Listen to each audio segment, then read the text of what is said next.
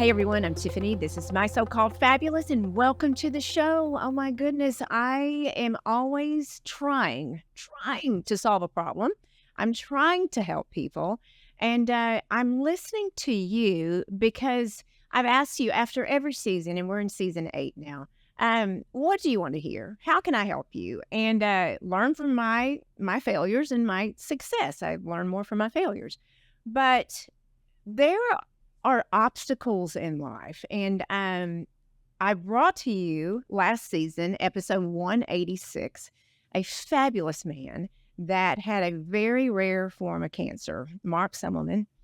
And it was a medical miracle is what we named that podcast. And the entire show, Marc was really so passionate about, I was fine. I mean, I was good. It's Susan that you need to talk to, his wife, because I asked him about the caregiver, because so many of you listening to this show right now are the caregivers. And I am so blessed that this fabulous woman that we've been following each other for years, and I've had the pleasure of calling her friend now, Susan Semmelmann. Welcome to the show. Thank you. And I say all this, and I want to cry, Susan. I mean, I just get so emotional about this because my husband, your husband, take us back to when Marc was diagnosed. It was Labor Day, Memorial Day weekend. It was Memorial Day weekend, 2010. And he had been having back trouble and really was just uncomfortable. He thought he was coaching my daughter's basketball team and in kind of a junior team. And he just kept going in a lot of therapy, going in over and over and over, trying to work out the pain. And it never went away. And so he knew something was wrong. And someone said, hey, why don't you go into that doctor right there? And it was Dr. Stevens in Decatur. And he said, hey, has anyone ever diagnosed your gait seems to be off? Has anyone ever diagnosed your hip? You keep saying your back. And so they did. And they discovered a very, very large tumor that was going to take immediate attention to get him into the best doctor at MD Anderson. Oh my gosh. I mean, your life, 3 children that weren't driving, a career, both of you, very busy careers. You're an interior designer in Fort Worth, and we're going to talk about that. That's exciting things. Marc, a career guy, a former UT football player. You and I went to TCU. You just don't think that's going to happen to you, right? You never think it's going to happen. You live your life every day, and you are living your life just doing what you're trying to do, right? You're just trying to grow and be better and do things and raise children and be a wife and be a great mom, be a great friend. And you just never know what tomorrow will bring. And so that was an immediate shock to us. It really was. You know, when we found out that he had the tumor, that was one thing, because we were told that he was going to have about a 9-month recovery after they removed half his pelvis. They said, you're going to have to learn to re-walk again. You're going to be in a wheelchair and then a cane. And then you may not ever really completely walk again.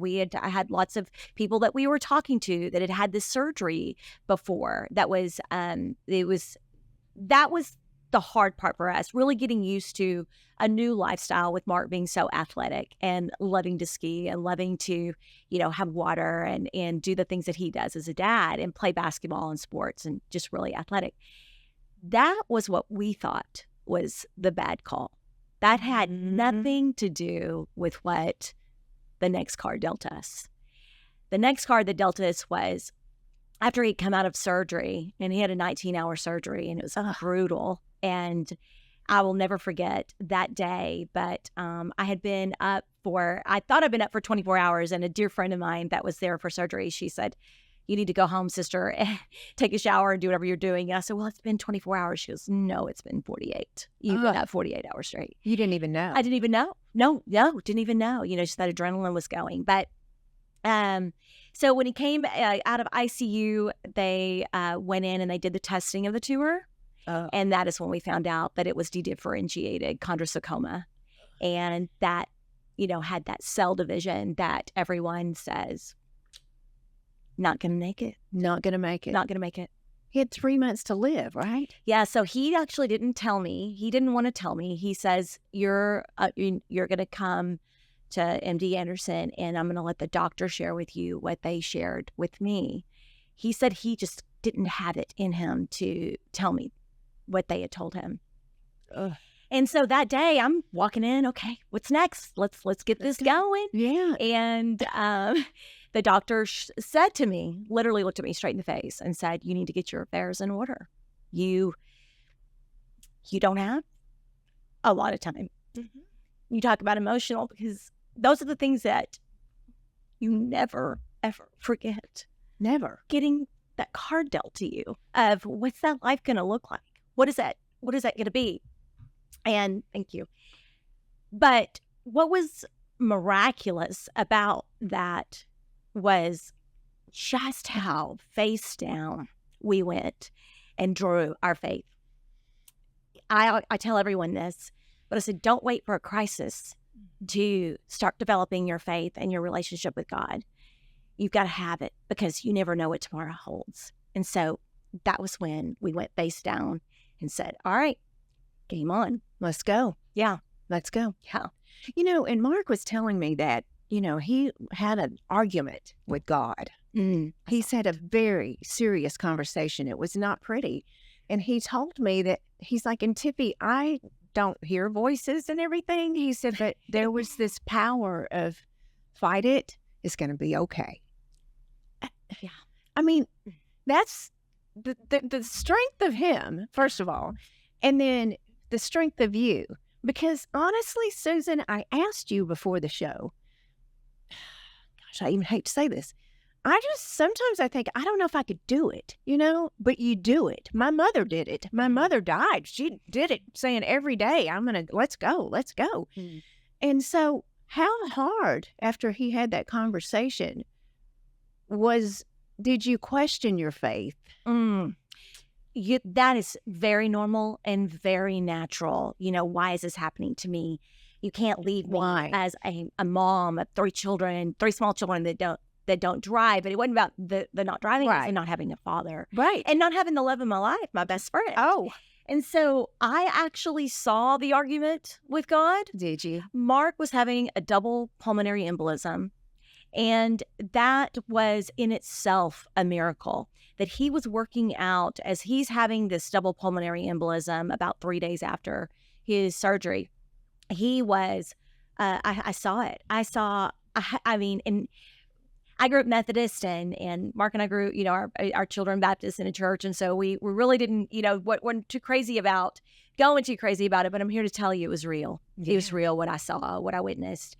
I saw God and the enemy right there, and he was calling out scripture. He was saying things.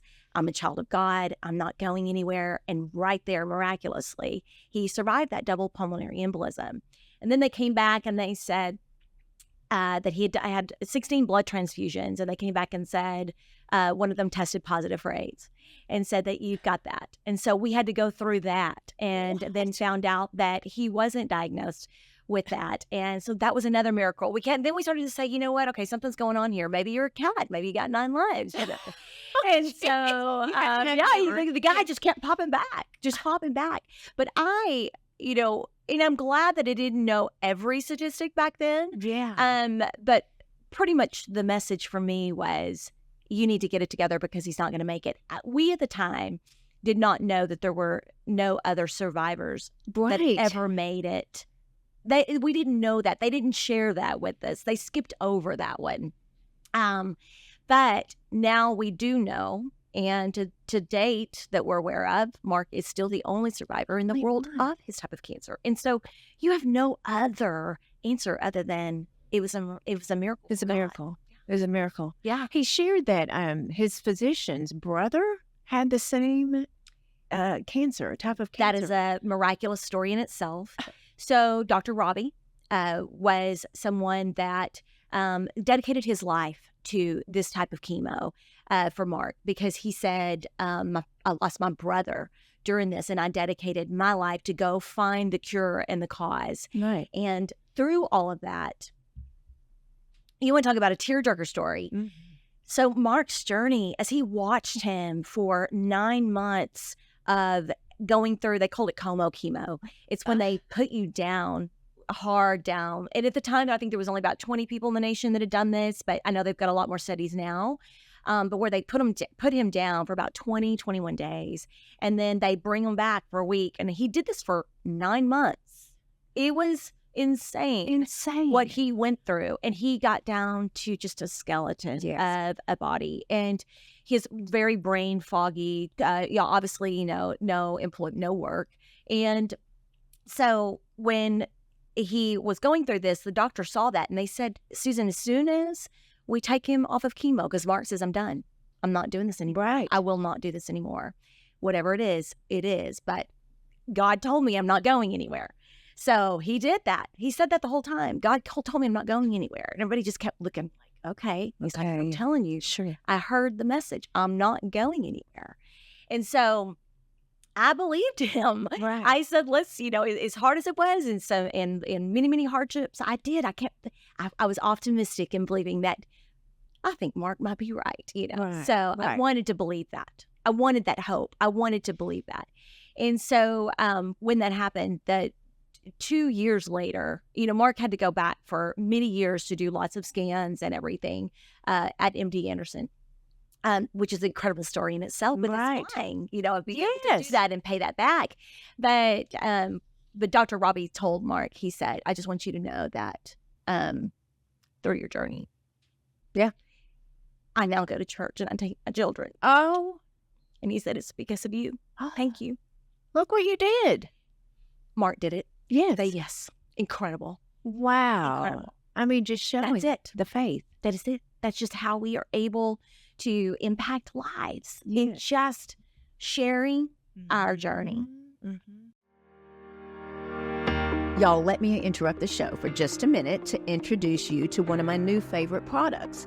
Following my breast explant surgery, I discovered ASEA and have been using Renew 28 ever since. Seriously, I'm not sure how I ever lived without this product. The fabulous gel has helped fluff my breasts post-surgery, reduce the crepiness on my arms, tighten and smooth my face, and help heal a nasty scar on my daughter's foot. I'm serious, it's so fabulous. This will continue to be a staple in my home for sure. You will just love the youthful appearance it provides and the hydrated, smooth way your skin will feel. I love all the ASEA products I've tried, and I'm sure you will too. Learn more and shop at shopasea.com/Tiffany Blackmon. And again, that's shopasea.com/Tiffany Blackmon, or click the link in the show notes.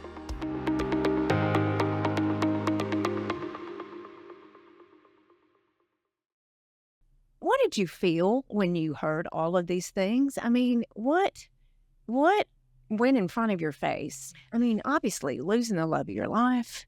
I mean, what? Did you have any idea you would have to work so hard? No.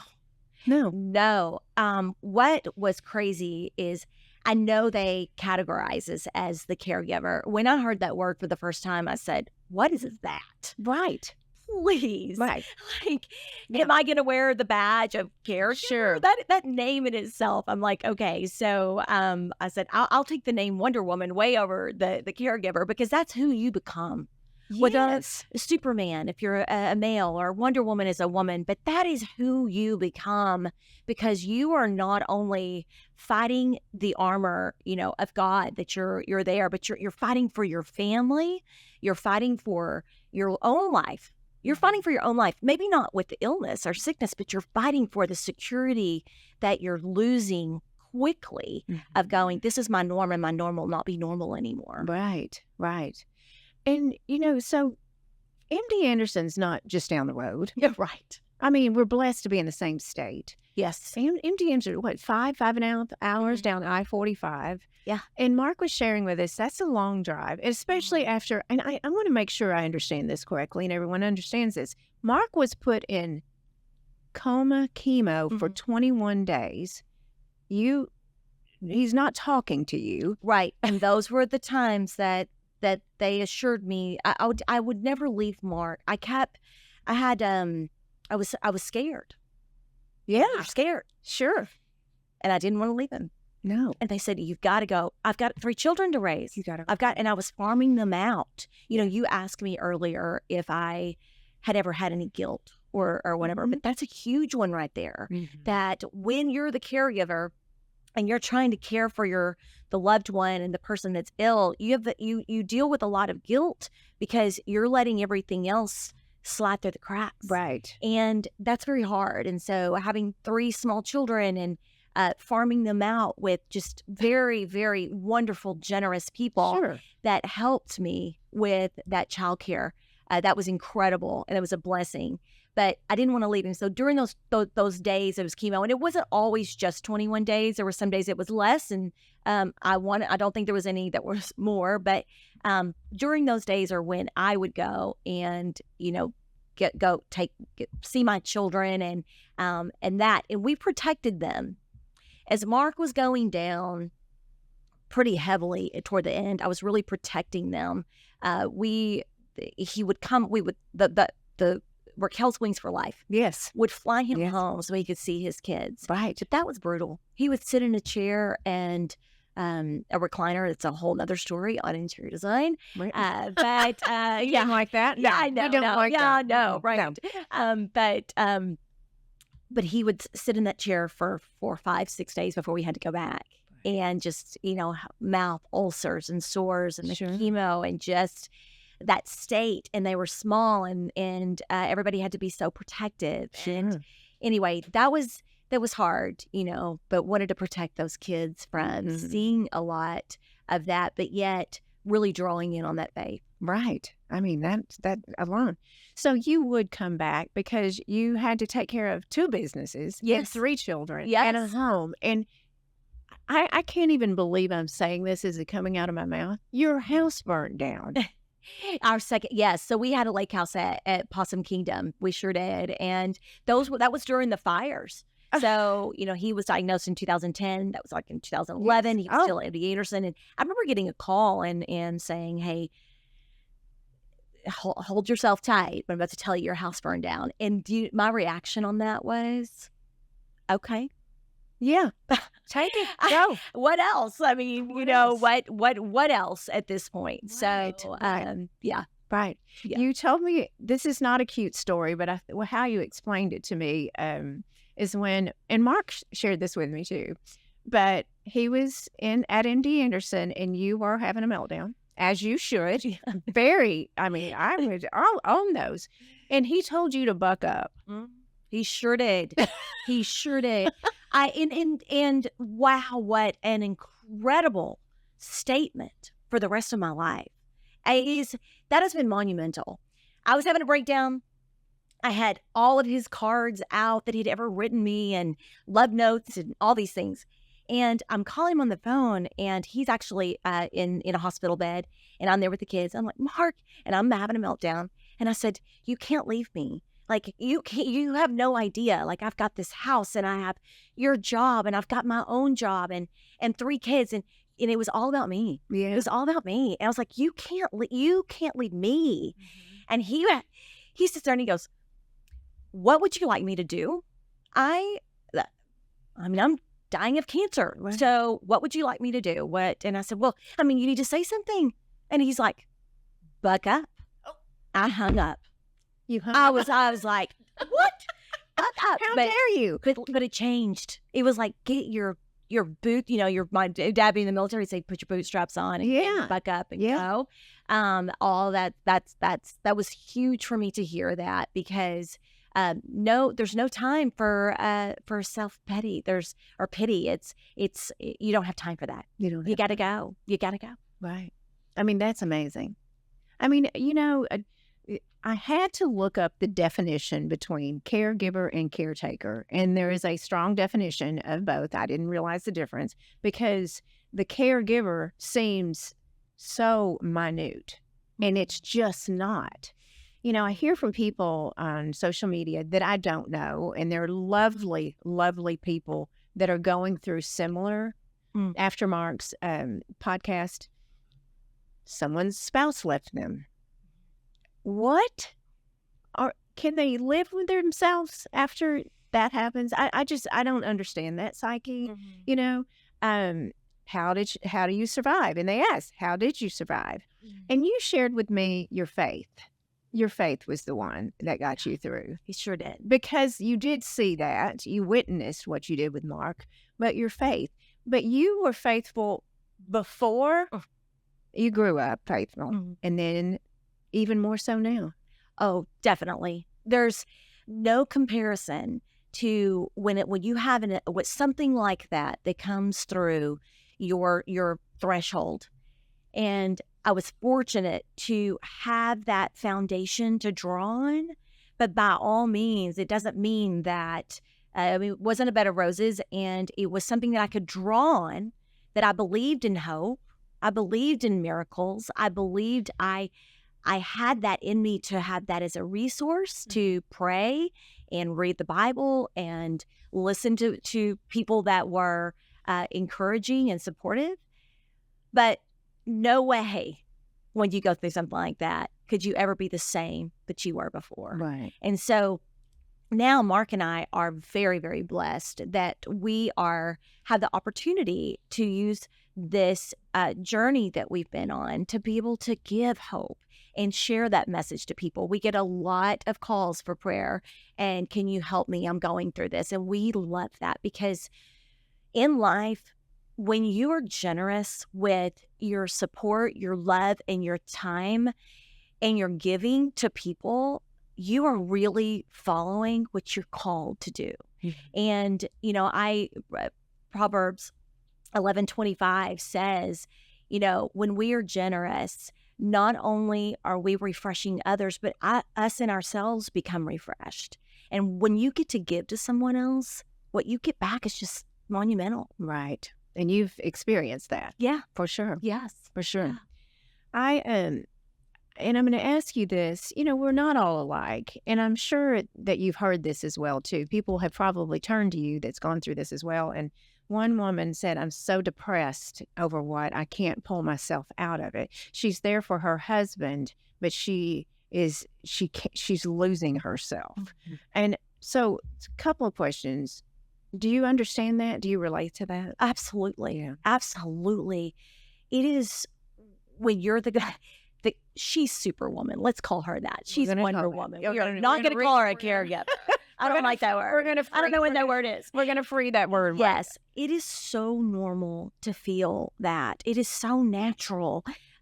You can't be all things, and you try, and you're doing your best. And so it's very normal to feel that. But what you have to do is, it's mind over matter, but you have to tell yourself every single day, I can do all things through Christ who strengthens me. How big does that really mean in times of crisis? Because when you rise up, he puts that in you. Yeah, it does. Yeah. So, and I think it's the people that don't have faith, or they're not faith-based, that it may be, they listening to this podcast, we said this as we were coming in, hopefully we can make a difference. I mean, look at his doctor. I mean. Oh, and many others. Many others. We have story after story after story with this, but it is so true. It is for those that don't have strong faith, I want to say it's we're all in this together. We're family. We're a team. We need to support people. We need to love people through when they're going through that. And your friend to have such a difficult time, it's those things are natural, and you can't sugarcoat that. It's not fun. I look back at the things that I did, but you have this superpower that comes in you. I was extremely organized. Extremely organized. I know. Who is that? I don't know who that is now, but that's who that was then. I did. Because you're looking for ways to try to get control. You've lost control. And you're looking for avenues to try to gain that control back somehow, just because you want to control something. And by the way, we can't. You can't control anything. Right. And those are the realities. But you do what you need to do to get through what you need to get through. But a support group is the ultimate way to get through something like that. That's what I was going to ask you is, what if a person, let's say you both in Fort Worth, a strong support system, your church, your friends, your businesses, what in the world is a person that's living in a new state that knows no one and there's no family there? I mean, how in the world, how would you advise these people to find that support group?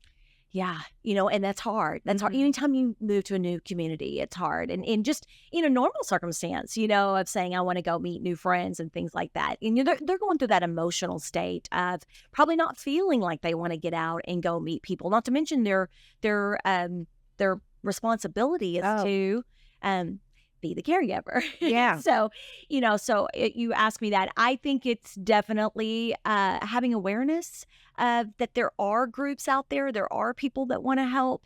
And there's community groups. There's survivor groups. And one of the things is, I know, but we're so involved in charity. Mm-hmm. And that is something because we're passionate about it and we want to give back. But I tell everyone that has people that say, well, I feel passionate about this charity because I've had something that relates to me. And I tell people this all the time about the charitable giving part, but I said, give to it all because it all comes back. Mm-hmm. All of it comes back. At some point or another, you're going to be affected, impacted, however it is, of something or another. Right. And, where you had cancer, and that is something that's very relatable of what Marc and I went through.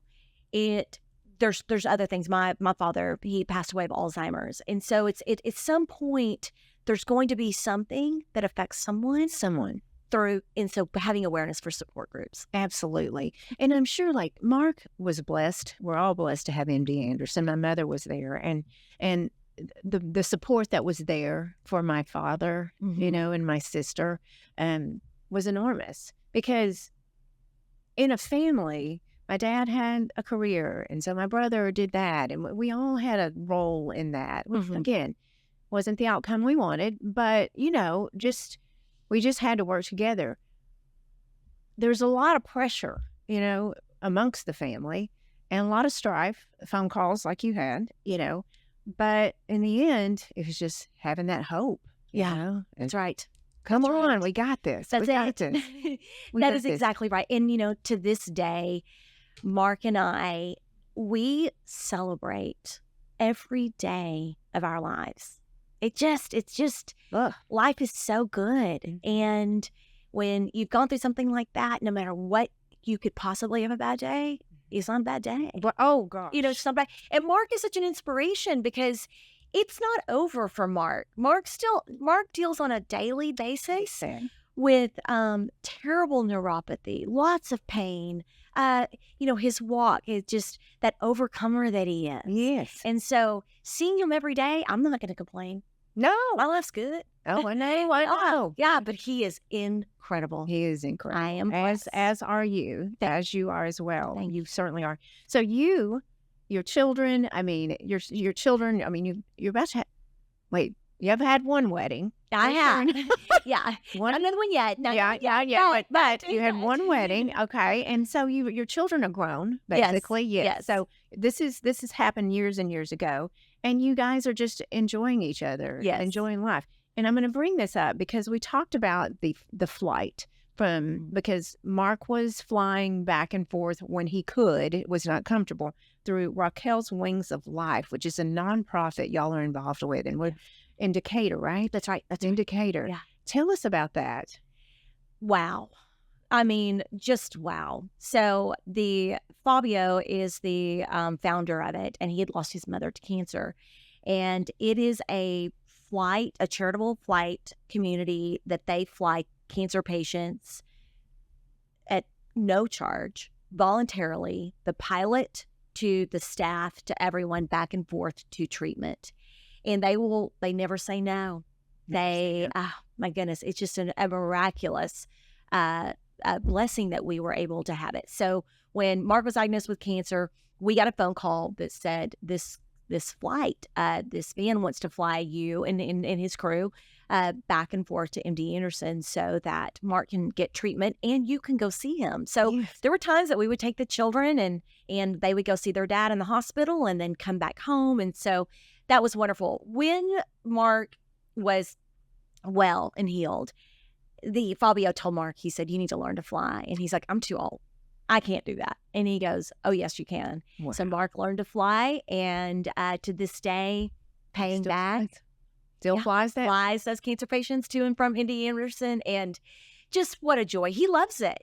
He loves it. You can tell. Yeah. You can I tell. know. You can. You can. So it's never too late. Never too late. Yeah. And you can tell, and he speaks so passionately about it. And what I love too is he's flying cancer patients. Right. And they're hearing his story. Amen. Which, I mean, my goodness. Yes. You know? Yeah. So, Yeah. okay.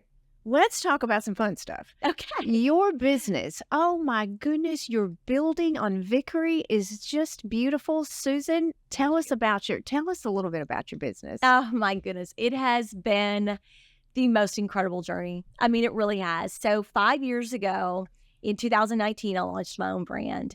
And that was through Marc's journey that really brought me to make that decision. And it was God that had called me. He said, I want you to go out and give. Mm-hmm. Go out and do and share your story and really be a part of that community and a part of that giving and just and follow that call.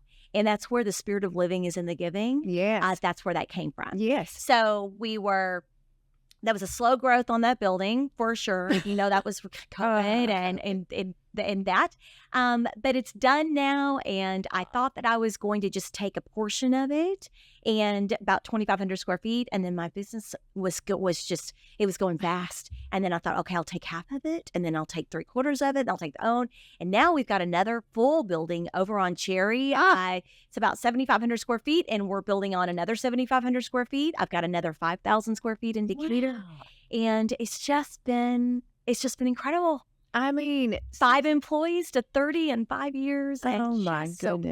blessed. Oh, that is just so beautiful. And Thank you. go to her feed on Instagram, Susan Semmelmann Interiors, and beautiful work. Thank you. You are speaking my language on that right there. I mean, just beautiful interiors. And I keep saying that should have been my second life, but Well, come on. well, I'm hiring. I'm busy. Yeah, I know. Yeah, you are busy. You are, but yeah, you're doing but this is incredible. Your Yeah. platform Get to do. share. Where there comes a time where you get to do what you get to do, That's what right. you want to do, of course. But I'm so proud of you. I'm just, you're such an inspiration. Marc is such an incredible inspiration. And your children, they've been through a lot too. Mhm. And we forget sometimes about the kiddos. And I know that's And all 3 of my children are just amazing. They're so strong. And, that is another thing that them going through that experience. I mean, what they get to now share with their friends. I mean, they've had friends that have lost parents from cancer. Yes.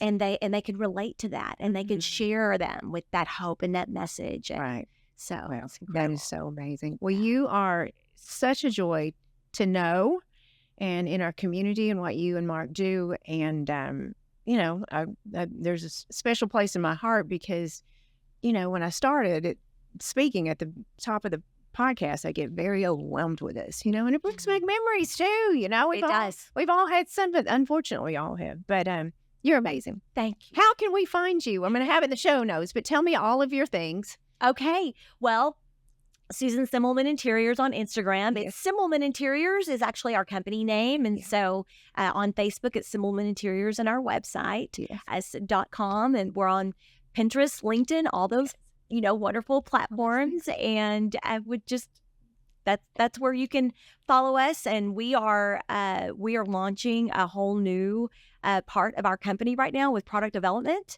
And it's really fun. We have our own lighting and our own fabrics, our own rugs, our own furnishings. And so really going out there next level with that product development. And so a part of that, one of the things that we developed was we love anything that has anything to do with nature or a heavenly thing. But we've developed a lot of our collection called Angel's Wings. And through that, we're going to be able to give back through any purchase and every purchase, and just really excited about that mission. Congratulations. Thank you. And you're living your dreams. Living the dream. It took a minute, but Yeah. it did. It will. Congratulations to you and Marc. Tell him hello. And, I will. And I will. I'm just so happy for you. Well, thank you. Thank coming you. on, because we needed to hear all this. Okay.